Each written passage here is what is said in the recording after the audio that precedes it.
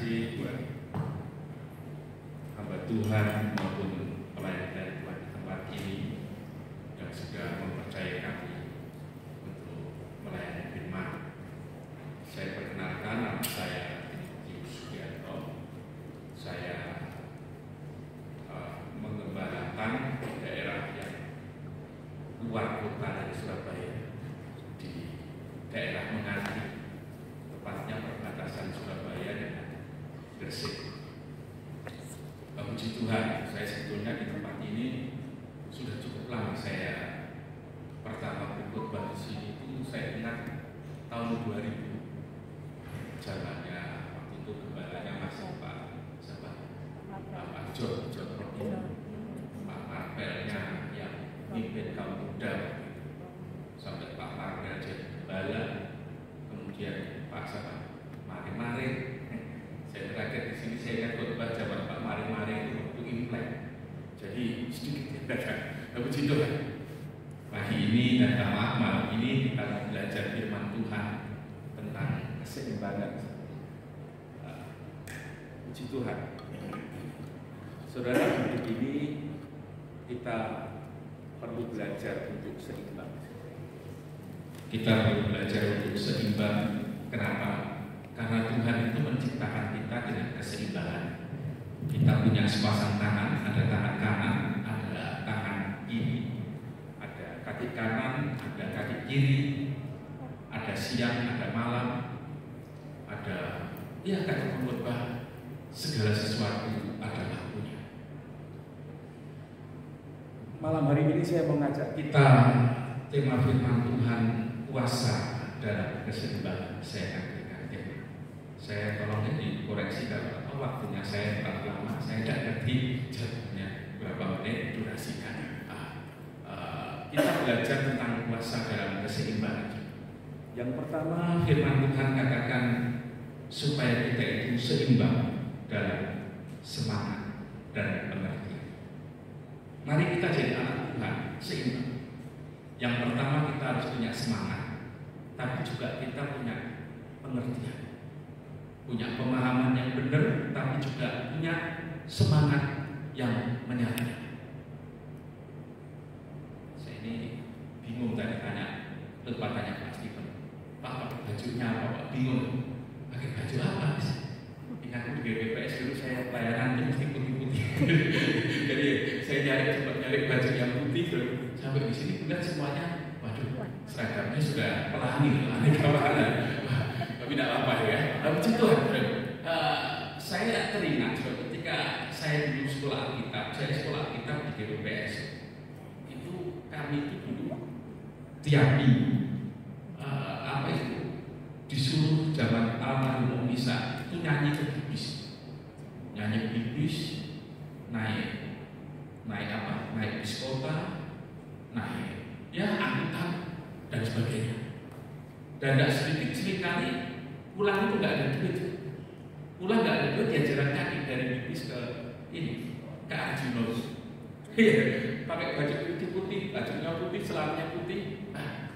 Semangat semua. Ini mesti belajar seperti ini. Alkitab mengajarkan kepada kita supaya kita ini jadi orang Kristen yang punya semangat. Tapi semangat kita juga harus diimbangi dengan pengertian. Kalau semangat kita tidak diimbangi dengan pengertian, kita jadi berbahaya. Di Amerika itu ada satu pendeta yang ajarkan, saya agak lupa namanya. Pendeta ini dia mengajarkan kedatangan Tuhan yang kedua kali. Dia ajarkan jemaatnya sampai akhirnya dia pindah ke daerah Afrika dan jemaatnya semua diajak bunuh diri. Ini namanya tidak ada pengertian. Yang pertama, kita harus belajar apa? Iman kita itu iman yang dipenuhi dengan semangat, tapi juga iman kita, iman yang dipenuhi dengan pengertian firman Tuhan. Coba kita sekarang belajar seorang tokoh yang bernama Paulus. Paulus berkata dalam Kisah Para Rasul pasal yang ke-7, kita mau melihat apa kegiatan Rasul Paulus. Kisah Para Rasul pasal yang ke-7.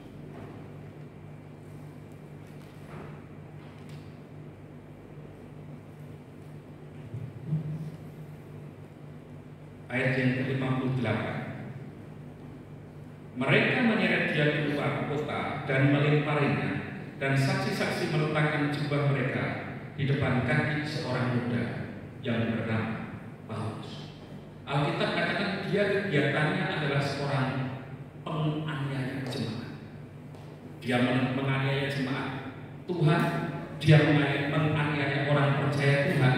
Bahkan dia melakukan perbuatan-perbuatan waktu Stefanus menjadi martir dibunuh. Mereka meletakkan jubahnya Stefanus itu di depan seorang muda yang bernama Saulus. Artinya dia menjadi seorang yang giat, tapi giat untuk menganiaya jemaat. Nah, kita melihat bagaimana Paulus ini seorang yang antusias, dia seorang yang giat untuk menganiaya jemaat Tuhan. Saya mengajak kita buka surat Roma. Surat Roma pasal yang ke-10 ayat yang kedua. Roma 10 ayat yang kedua. Alkitab berkata demikian.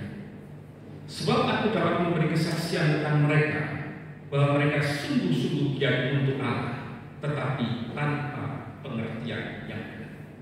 Jadi yang pertama, seimbang antara semangat dan pengertian. Kita melayani Tuhan harus bersemangat.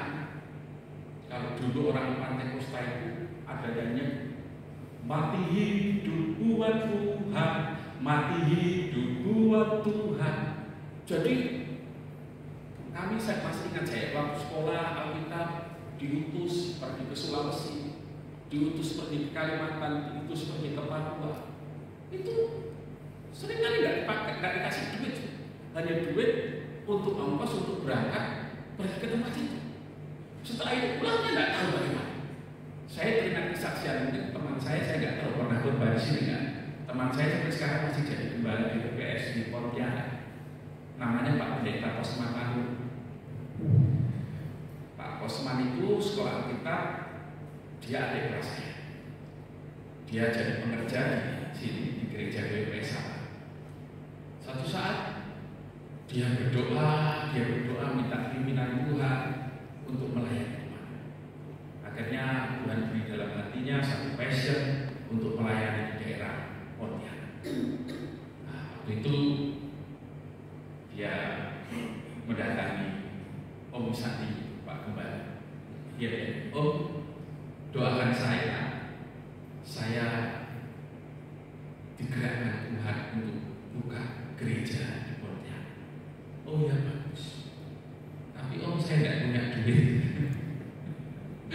Kemudian Om Nisa itu ngomong gini, yang suruh saudara berangkat siapa? Ya Tuhan Om. Kalau Tuhan yang suruh, ya kamu minta sama Tuhan. Mantu Pak Pendeta Manur bingung terus.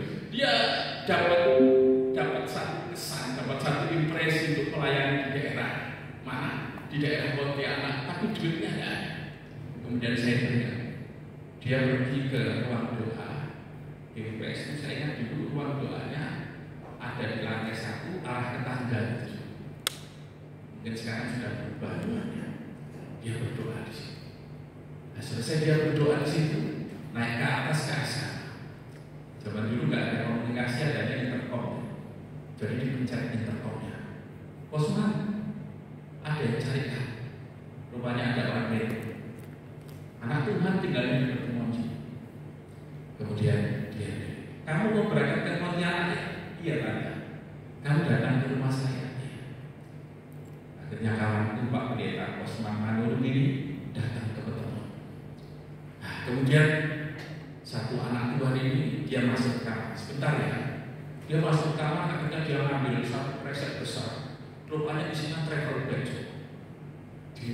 Ditaruh semua di lantai. Kamu pilih mana yang kamu suka? Oh iya, dia ambil satu. Kemudian dia bilang, sekarang saya mau pulang ya. Oh sebentar. Kemudian yang ibu ini kasih berkat sama kawan ini. Rumahnya cukup untuk tiket naik kapal pendeta di Pontianak. 1 tahun lalu saya bersama misionaris dari Cina pergi ke sana. Saya singgah ke tempatnya Pak Osman. Kami melayani di Pontianak, melayani di Singkawang, melayani di beberapa daerah yang ada di Kalimantan Barat. Nah, kemarin dia datang, sempat singgah ke tempat saya, agak stroke itu, tapi semangat, masih tetap semangat. Nah, Alkitab mengajar kepada kita yang pertama, kita jadi anak-anak Tuhan, kita harus punya semangat. Semangat kita untuk melayani Tuhan, tapi semangat itu juga disertai pengertian yang benar, disertai pemahaman yang benar. Kita beribadah harus bersemangat, mencari jiwa harus bersemangat, ke gereja harus bersemangat, berbakti harus bersemangat. Alkitab katakan kamu harus berbakti pada Tuhan. Tuhan akan berkati roti makanan, air minuman. Tuhan akan jauhkan penyakit dari tengah-tengah kamu. Nah, saudara, Alkitab katakan Rasul Paulus ini berkata kepada jemaat Roma, mereka memang sungguh giat untuk Allah, tapi tanpa pengertian yang benar. Saudara perhatikan latar belakang Rasul Paulus ketika dia dipanggil Tuhan, ketika dia dipanggil Tuhan menjadi hamba Tuhan. Alkitab mengatakan dia ini orang yang pandai. Dia punya banyak pengetahuan Alkitab, dia punya banyak pengetahuan tentang Taurat. Tapi kita coba buka dalam Kisah Rasul pasal yang ke-9. Apa yang dikatakan? Kisah Rasul pasal yang ke-9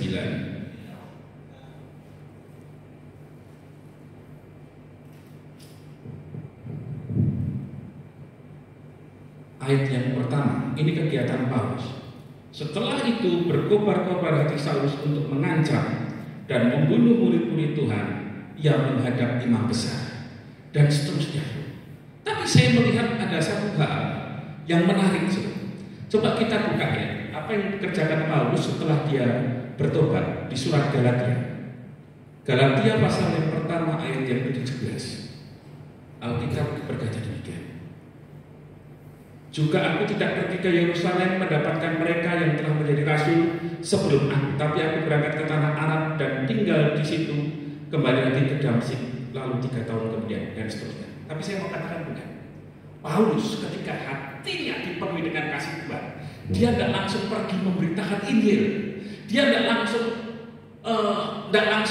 melayani Tuhan, tapi dia belajar. Alkitab katakan dia 3 tahun tinggal di tanah Arab, artinya dia punya prepare. Dia punya persiapan. Pekerjaan Tuhan itu mestinya ada 2 hal ini. Ada semangat dan ada persiapan. Kita mesti punya semangat untuk melayani Tuhan, semangat untuk bekerja untuk Tuhan.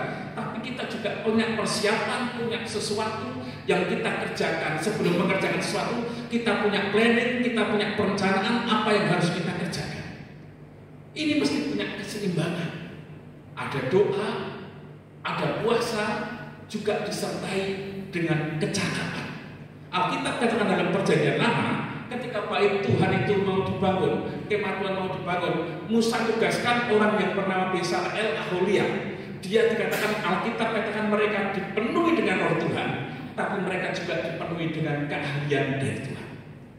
Jadi selain mereka dipenuhi Roh Kudus, mereka juga punya keahlian untuk membangun pekerjaan. Hidup kita mestinya harus seperti itu, Saudara. Kenapa? Kalau kita tidak punya semangat dan kita tidak punya pengertian yang benar, kita berbahaya. Di Korea suatu saat pernah terjadi satu kebangunan rohani. Kebangunan rohani dan kemudian anak-anak muda itu bersemangat. Kemudian suatu saat ada banjir besar di sungai itu. Mereka ingat firman Tuhan. Waktu Petrus berjalan di atas air, waktu Petrus percaya, Petrus berjalan di atas air. Dan akhirnya mereka bergandeng nyanyi suatu pujian dengan iman. Mereka nyanyi. Akhirnya apa? Tenggelam sama-sama. Kenapa? Tanpa pengertian.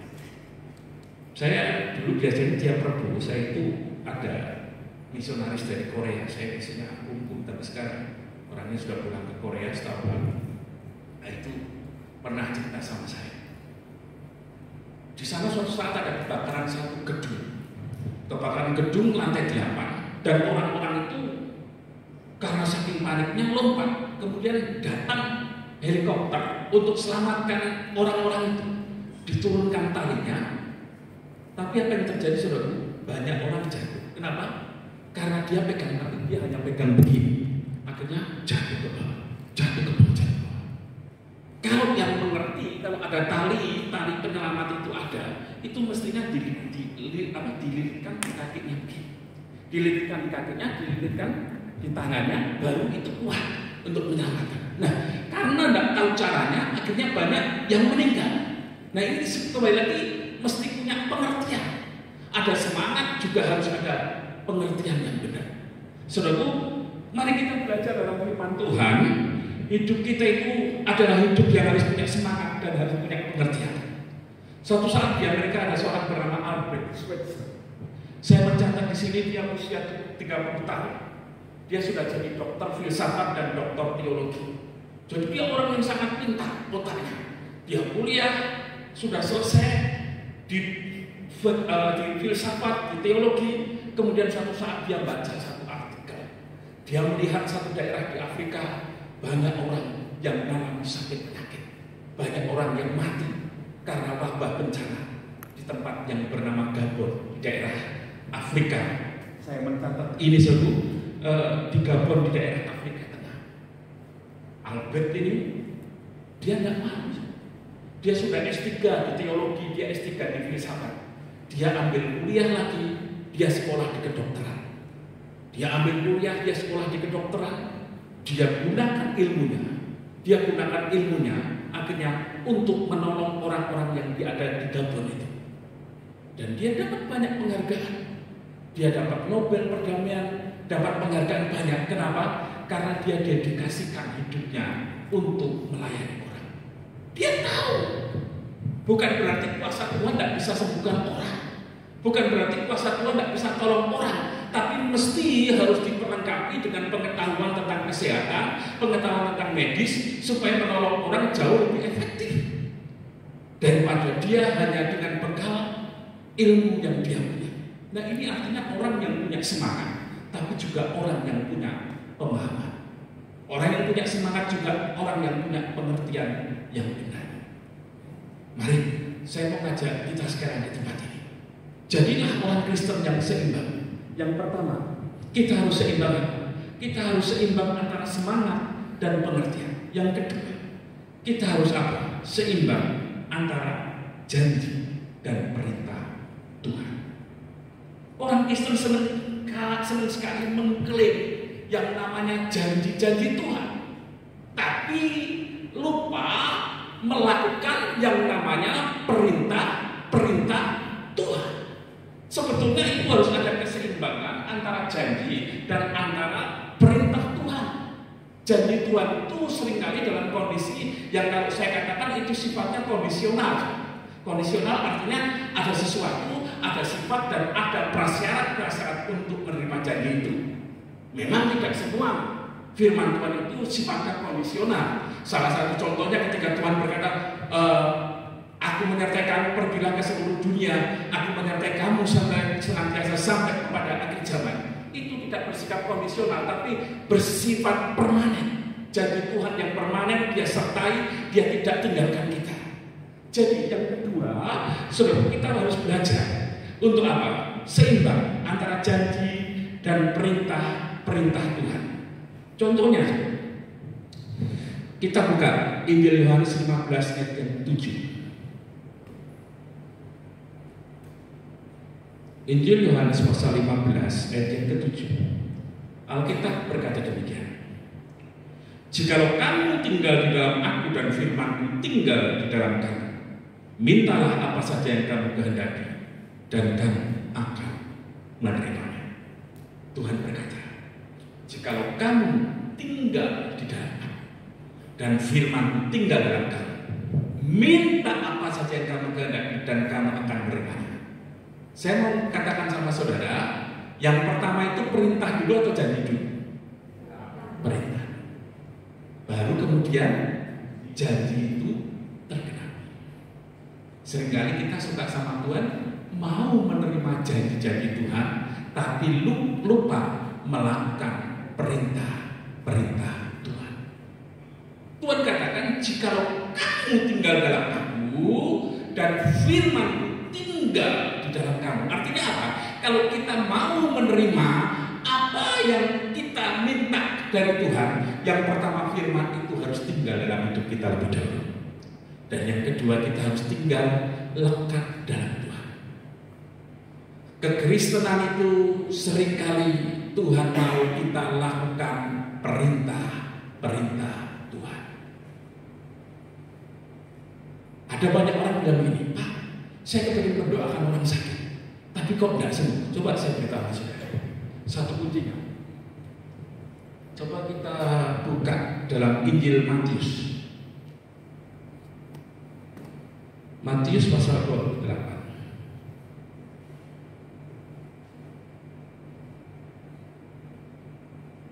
Matius 28 ayat 18 sampai ayat 20. Matius 28 ayat 18 sampai 20.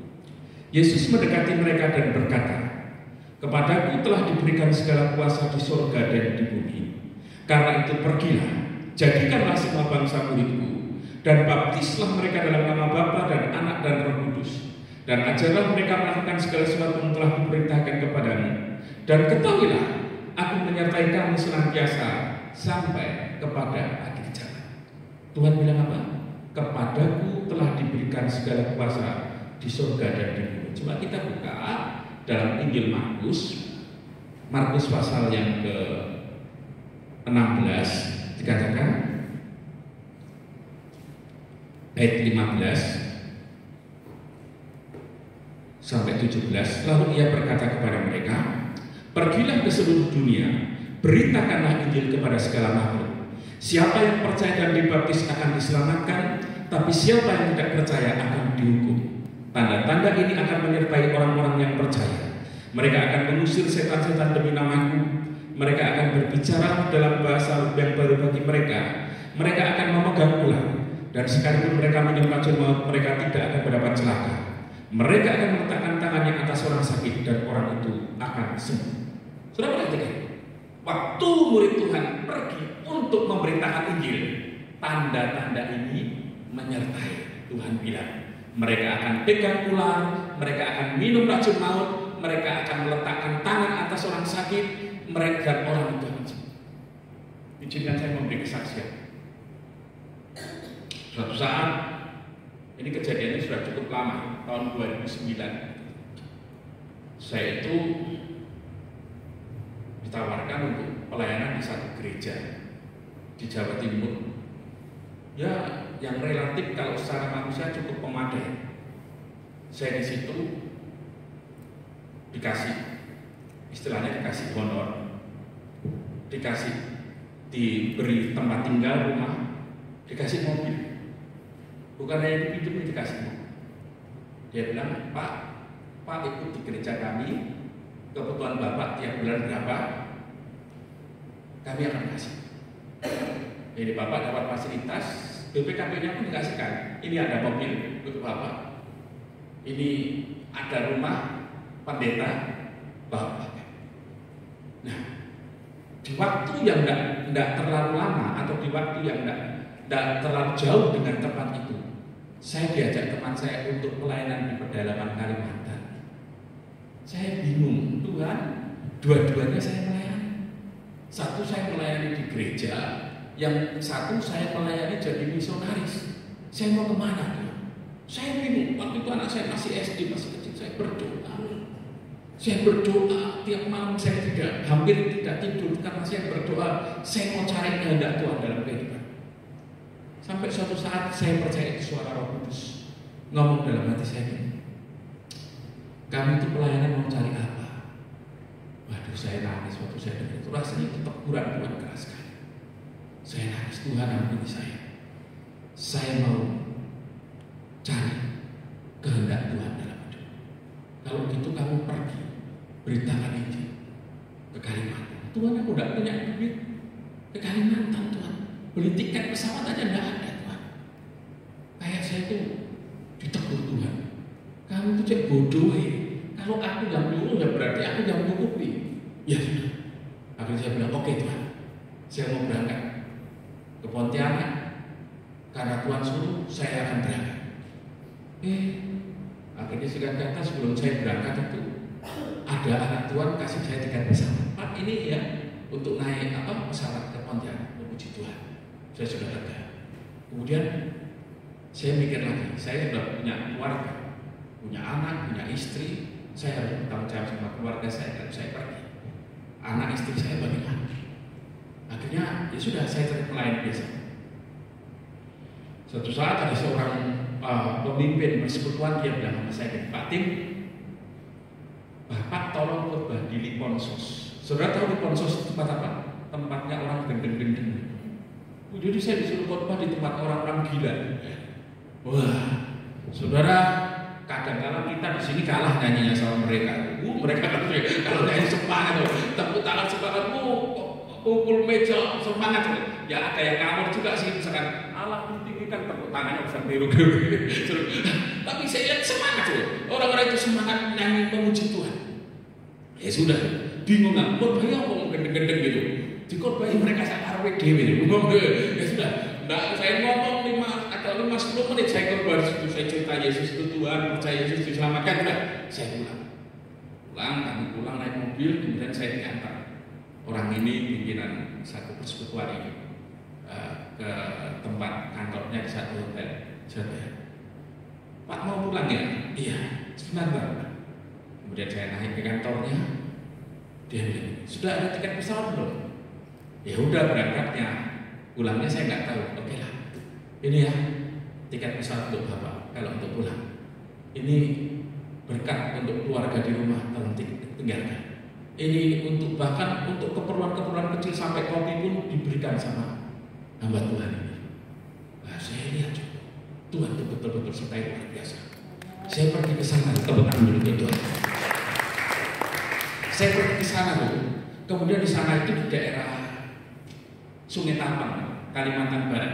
Jadi dari Pontianak sekitar 6 jam. Waktu dulu kerusuhan yang makan jantung orang sama seperti, nah itu di tempat itu saya. Saya khotbah di tempat itu, ada satu bapak-bapak yang badannya relatif agak tinggi sih. Ya tinggi dari saya. Kemudian dia bilang gini, Pak, doakan telinga saya tuli. Ya, saya melayani waktu itu di gereja GPD sekitar yang datang 100 orang. Gerejanya sederhana dari kayu itu, suara-suara juga nggak karuan, rosok gitu loh. Tapi saya senang sukacita, saya berkhotbah di tempat itu. Kemudian saya bilang, oke Pak, kita berdoa. Bapak sakit apa? Ini telinga saya itu. Saya boleh berdoa dalam nama Tuhan Yesus. Tuhan jawab, buka telinga Bapak ini. Kemudian saya dulu, mungkin saudara tahu ada namanya pendeta J.P. Pesik yang dulu pelayanan di Betani, Surabaya. Nah, dia dulu sering Pak J.P. itu ngajak saya pelayanan. Dia suka melayani orang-orang miskin, dia suka melayani orang-orang marginal, orang-orang pemulung. Dia diberkati Tuhan secara ekonomi, tapi dia punya hati cinta orang miskin. Nah, dulu kebaktian di sini, di Jalan Sumatera itu. Nah, saya lihat kalau Pak J.P. doakan orang itu, kalau ada orang sakit dia nggak mau doakan setengah, maksudnya setengah sembuh, setengah sehat. Dia kalau doakan mesti harus sehat. Ya saya Pak J.P. kita doa, ya. Misalkan kakinya apa terpindir atau kakinya patah, itu aku didoakan Tuhan dalam nama Yesus sehat, sembuh. Misalnya setengah ya, Bapak ini doakan juga apa? Dia bilang, puji Tuhan Pak, telinga saya satu bisa mendengar Pak, bukan hanya setengah Bapak. Tuhan itu kalau bekerja selalu sepenuhnya, selalu seutuhnya, segenapnya. Kita berdoa sekali lagi Pak. Aku berdoa 2 kali berdoa dalam nama Tuhan Yesus. Efatah terbuka. Dalam nama Tuhan Yesus, kamu roh yang buat tuliku masukkan buat tanganku di telinga Bapak ini. Kudoakan dia dan dia lompat, dia bilang, puji Tuhan Bapak, telinga saya mendengar. Ada yang mustahil bagi Tuhan. Kenapa hal itu terjadi? Karena saya mau pergi memberitakan Injil. Saudara, kita harus, kalau mau kita melihat kuasa Tuhan, pergi beritakan Injil. Saya tidak suruh saudara mesti harus ke Kalimantan, harus ke Sulawesi, harus ke Papua atau kemana dulu baru. Tapi biarlah kita jadi saksi firman Tuhan di keluarga kita, saksi di kampung kita, saksi di wilayah sekitar kita, sehingga mereka mengetahui Tuhan bilang waktu mereka pergi memberitakan Injil, Tuhan bilang tanda-tanda yang disertai orang yang percaya. Amin. Mau lihat mujizat Tuhan? Pergilah beritakan Injil. Jadi saksi memberitakan Injil buat sekitar kita. Tuhan itu buktikan Dia Allah yang hidup. Dia Allah yang hidup, Dia sanggup sembuhkan apapun sakit kita. Tadi saya ngomong kembali ke firman Tuhan. Janji Tuhan itu seringkali kondisional, sesuai dengan waktu dan tempat. Artinya apa? Lakukan firman Tuhan dulu, baru kita terima janji Tuhan. Tuhan bilang kalau kamu tinggal dalam Aku dan firman-Ku tinggal dalam kamu, minta apa saja. Satu contoh lagi, saya berikan contoh Mazmur 1 ayat 1 sampai 2. Mazmur pasal yang pertama, ayat pertama sampai ayat yang ketiga. Oke, saya baca dengan subtitle. Mazmur 1 ayat 1 sampai 3. Berbahagialah orang yang tidak berjalan menurut nasihat orang fasik, yang tidak berdiri di jalan orang berdosa, yang tidak duduk dalam kumpulan pencemooh, tapi yang kesukaannya ialah Taurat Tuhan dan yang merenungkan Taurat itu siang dan malam. Ia seperti pohon yang ditanam di tepi aliran air, yang menghasilkan buahnya pada musimnya, dan yang tidak layu daunnya. Apa saja yang diperbuatnya berhasil. Mau apa yang kita perbuat berhasil? Lakukan firman Tuhan, renungkan firman Tuhan. Jangan terlalu sering merenungkan gadget daripada merenungkan firman Tuhan. Gadget hilang, bingung, nggak baca Alkitab sehari, tenang. Di sini tidak sedikit, sana yang banyak. Kalau nggak ada HP, bingung, gelisah. HP itu kayak pasangannya, kayak suaminya. Suami hilang aja udah gak dicari. Tapi kalau HP dicari, kalau HP hilang, dicari luar biasa. Halo? Ya. Pergaulan sekarang ini seru. Kalau dulu kita orang Pantekosta itu pengajarannya, kalau gereja Pantekosta dulu itu tidak boleh nonton bioskop, tidak boleh nonton bioskop, tidak boleh pergi berenang, tidak boleh dansa, seru. Itu jawaban dulu pengajaran opa-opa dulu seperti itu. Sekarang kita nggak pergi bioskop, tapi bioskop ada di mana? Halo, halo.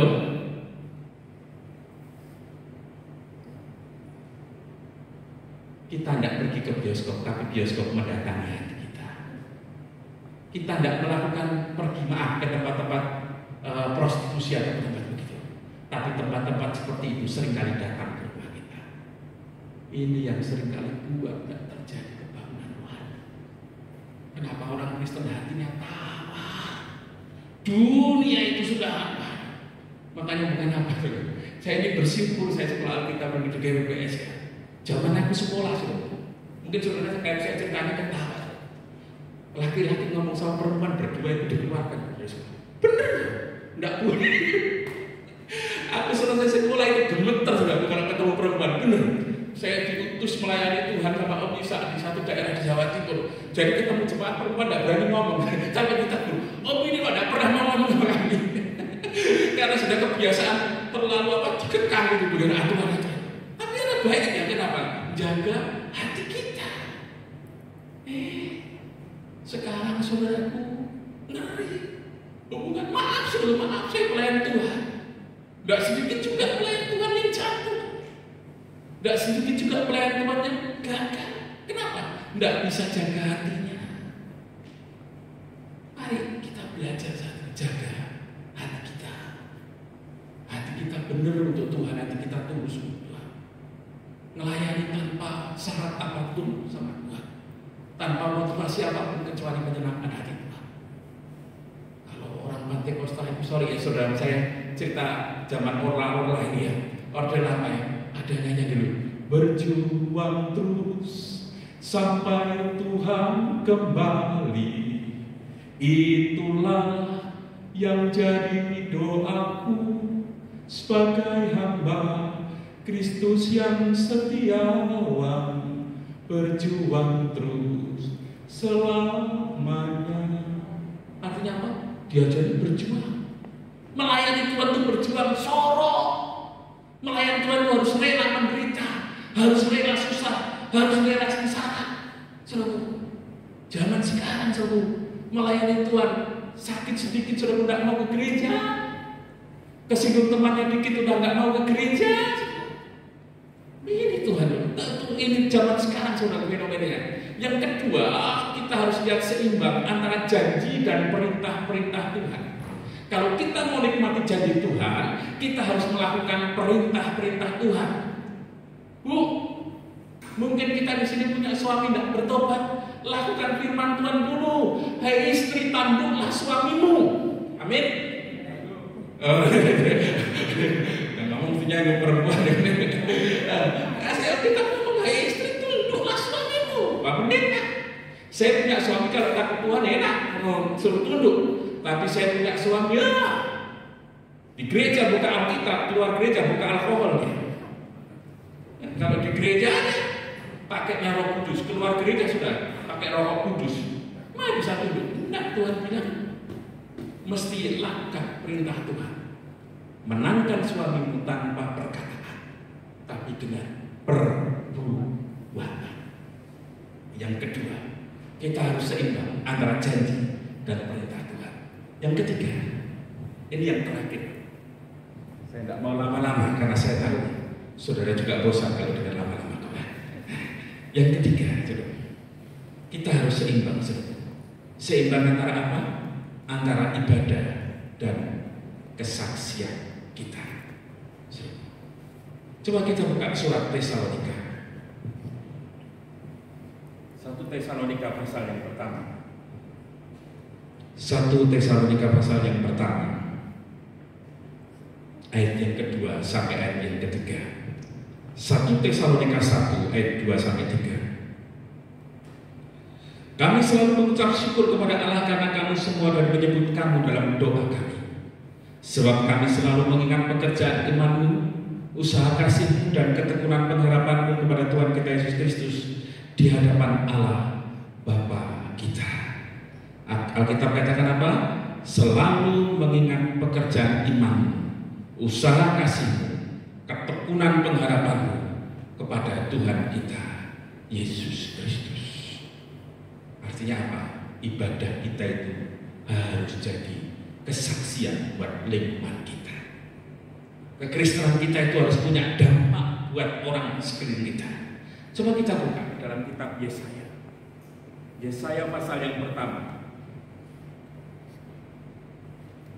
Dalam kitab Nabi Yesaya pasal yang ke-1, Yesaya 1 ayat 11 sampai ayat yang ke-14. Bertobat lebih baik dari mempersembahkan korban. Alkitab berkata kepada kita, ayat 11 katakan, untuk apa itu korbanmu yang banyak-banyak, firman Tuhan. Aku sudah jemuahkan korban-korban bakaran berupa domba jantan dan akan lemak dari anak lembu gemukan, darah lembu jantan dan domba-domba dan kambing jantan tidak kusukai. Apabila kamu datang untuk menghadap hadiratku, siapakah yang akan menuntut itu daripadamu, bahwa kamu menginjak-injak pelataran bait suciku? Janganlah membawa persembahanmu yang tidak sungguh, sebab baunya adalah kejijikan bagiku. Kalau kamu merayakan bulan baru dan Sabat dan mengadakan pertemuan-pertemuan, aku tidak tahan melihatnya, karena perayaanmu itu penuh kejahatan. Perayaan-perayaan bulan baru itu pertemuan-pertemuan yang tetap aku benci melihatnya. Semuanya itu menjadi beban bagiku. Aku telah payah. Tuhan katakan, ayat 13, jangan bawa persembahan yang tidak sungguh-sungguh. Jangan pernah melayani Tuhan bukan kita memberikan persembahan pada Tuhan, tapi hidup kita itu harus jadi persembahan bagi Tuhan. Roma 12 ayat yang pertama dikatakan, karena itu saudara-saudara, demi kemurahan Allah, aku menasihatkan kamu supaya kamu persembahkan tubuhmu sebagai persembahan yang hidup, kudus dan berkenan kepada Allah. Itu adalah ibadah yang sejati. Belajar kita mempersembahkan hidup kita buat Tuhan. Saya tahu satu gereja di Semarang. Gereja itu memang relatif cukup besar. Jemaatnya mencapai puluhan itu, tapi karena satu hal, ada satu pendetanya keluar dari situ. Kemudian dia merintis gereja yang baru dengan membawa sekitar mungkin 200-300 orang untuk beribadah di tempat itu. Mereka cerita, kami punya dana pas-pasan untuk mengembangkan gereja ini, Pak. Kami punya dana yang tidak mencukupi untuk membangun gereja itu. Dan mereka diberikan beban sama Tuhan. Dan saya tahu sendiri persis, itu gereja tiap siang kasih makan nasi bungkus gratis ke orang-orang sekitar. Jadi orang-orang yang not have, orang-orang yang hidup sederhana begitu, mereka senang tiap hari mereka dapat nasi bungkus. Mereka dikasih nasi bungkus, dan saya lihat gereja itu bukan bertambah miskin, tapi justru semakin diberkati Tuhan. Tuhan bilang, siapa ketika aku dalam negara engkau tidak melawan aku, ketika aku lapar, ketika aku kekurangan, engkau tidak memberi makan aku. Mereka ngomong, siapa kapan kami lihat Tuhan? Ya kan, sesuatu yang kamu lakukan untuk seorang saudaraku yang paling hina, kamu lakukan Tuhan. Gereja itu seperti yang saya tahu, yang ada di Semarang. Tiap siang dia bagi 500 nasi bungkus. Dimulai dari tidak punya apa-apa, tapi dimulai dengan hati yang memberi sama Tuhan. Dan akhirnya ditambah-tambahkan Tuhan. Bukan hanya berkat jasmaninya, berkat rohani pun ditambahkan sama Tuhan. Jemaatnya ditambahkan sama Tuhan, keuangan gerejanya pun ditambahkan sama Tuhan. Kenapa?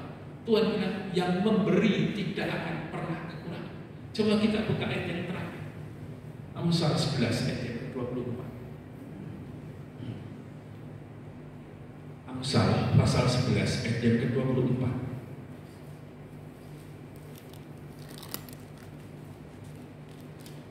Amsal 11 ayat 24, Alkitab berkata demikian. Ada yang menyebar harta tetapi bertambah kaya, ada yang menghemat secara luar biasa namun selalu berkekurangan. Ini janji Tuhan saya lihat digenapi. Ada orang-orang yang menyebar hartanya, justru mereka semakin diberkati Tuhan. Tapi ada orang-orang juga yang menghemat, justru lebih kekurangan. Sehingga contohnya ini benar-benar terjadi. Jadi kesimpulannya lewat firman Tuhan pada malam hari ini, saya akan bagikan tadi 3 hal. Yang pertama, seimbang itu kita harus seimbang antara semangat kita melayani Tuhan, juga pengertian kita memahami kebenaran firman Tuhan. Yang kedua, berkat Tuhan itu mengalir buat orang yang seimbang antara memegang janji dan perintah-perintah Tuhan. Dan yang ketiga, orang akan datang pada Tuhan jika ada keseimbangan antara ibadah dan kesaksian kita. Bukan hanya kita hebat di gereja ini kita memuji Tuhan, tapi hidup kita harus belajar jadi pujian. Bukan hanya kita hebat di gereja kita berdoa, tapi hidup kita harus jadi doa buat sekeliling kita, buat jadi doa buat kesaksian kita. Mari malam ini kekasih Tuhan, jemaat Tuhan di tempat ini, biarlah kita belajar menjadi orang Kristen yang balance, yang seimbang, punya kekuatan, power of balance, kekuatan dalam keseimbangan, sehingga hidup kita itu menjadi berkat bagi sesama kita. Amin. Tuhan berkati kita. Pemusik maju ke depan, kita akan nyanyikan puji.